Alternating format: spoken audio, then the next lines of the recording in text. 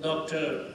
Chinapat Gumirat, Vice Chairman of the National Commission for UNESCO, the Permanent Secretary, Ministry of Education.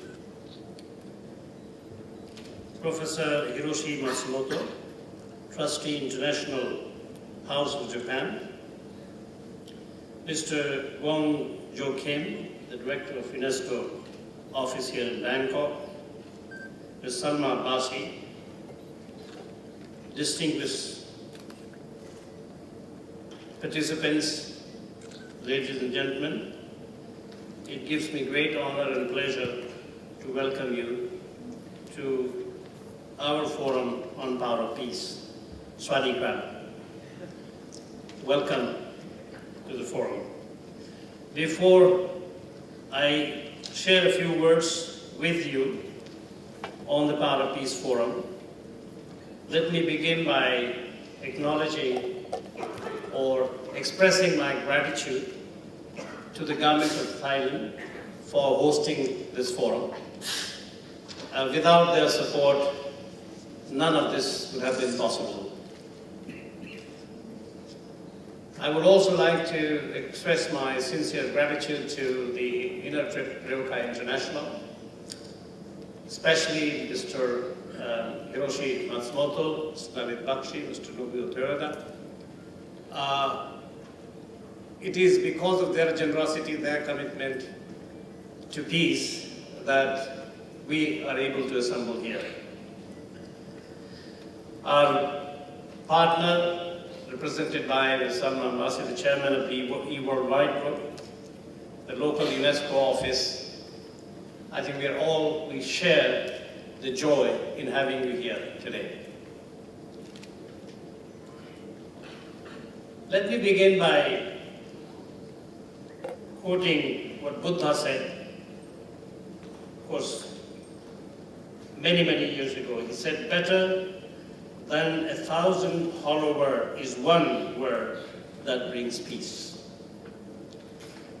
We are honored to have you here, and we are gathered here for the second forum on the Power of Peace.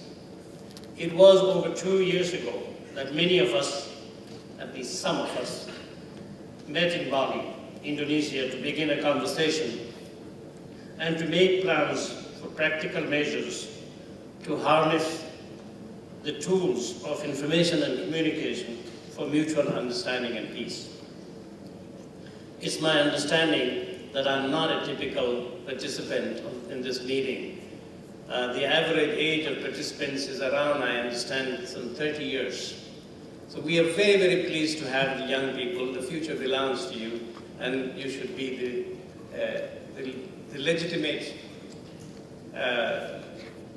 let's say, the torchbearer of any message that we may have from this forum.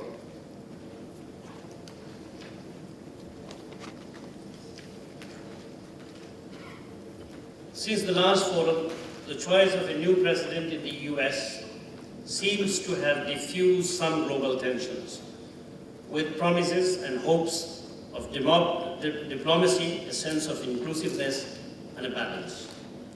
However, the past 18 months have been marked by a serious global financial crisis, arguably triggered in the US, that has added distress to individuals and societies in ways we may not yet fully know. More people out of work, business and enterprise shutting down, foreclosures and bankruptcies, and perhaps a widening of the gap between the haves and have-nots. In the time since the first forum, the Intergovernmental Panel on Climate Change and Al Gore, with his Inconvenient documentary, were awarded the Nobel Prize for clearly showing the signs of the problems we are facing in the environment today. But the reduction in CO2 emissions is evidently not going to keep up with the scale of problem, and the Kyoto Accord is all but ignored. Global warming and environmental depletion add to stress with growing shortages of clean water, food supply and energy. Some are forecasting climate change wars as growing populations are faced with increased scarcity and power struggles emerge over control of resources. These realities have been known for some time. In 1993, Rio Declaration on Environment and Development stated, peace, development, and environmental protection are interdependent and indivisible. The terrorism has a new face, having gained the iconic symbol of destroyed World Trade Center Tower in the first year of this new century. There are some 60 wars going on in various parts of the world as we speak. Almost 3/4 of these are within rather than between countries. Some have been going on for decades. Some are isolated but intense. Some are large and dangerous. All need to be taken seriously. The rock star and the global provocateur, Bono, said, and I quote, "The war against terror is bound up in the war against poverty." I don't say that. Colin Powell said that. In these disturbing and distressing times, surely it's cheaper and smarter to make friends out of potential enemies than it is to defend yourself against them. Justice is the surest way to get peace. In several quarters of the globe in the last decade, including the West, there have been increasing domestic, ethnic, and religious tensions, internally arising perhaps from immigration patterns, and in part owing to old grievances resurfacing in new times and places. France, China, and the Middle East have had, in the past 2 years, their share of this kind of tension. More than ever, we are aware that conflict, whether internal or between nations, is linked directly to poverty, despair, disenfranchisement. We have known this for a long time. Poverty is the parent of revolution and crime, said Aristotle. When addressing the Canadian Parliament, the first Prime Minister of India, Jawaharlal Nehru, recognized that there can be no security or real peace if vast numbers of people in various parts of the world live in poverty and misery. Some of our panelists and speakers here today will deal directly with those factors contributing to the world's aggressions and also with some of the new thinking on paths to peace.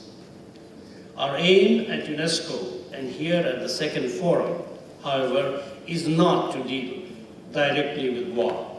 We will not deal with the problem at the level of the problem.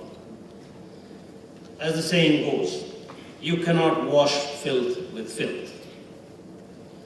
Rather, I hope we will go behind the theater of war to consider those things that might contribute to it in order to participate off stage, as it were, with those committed to peace.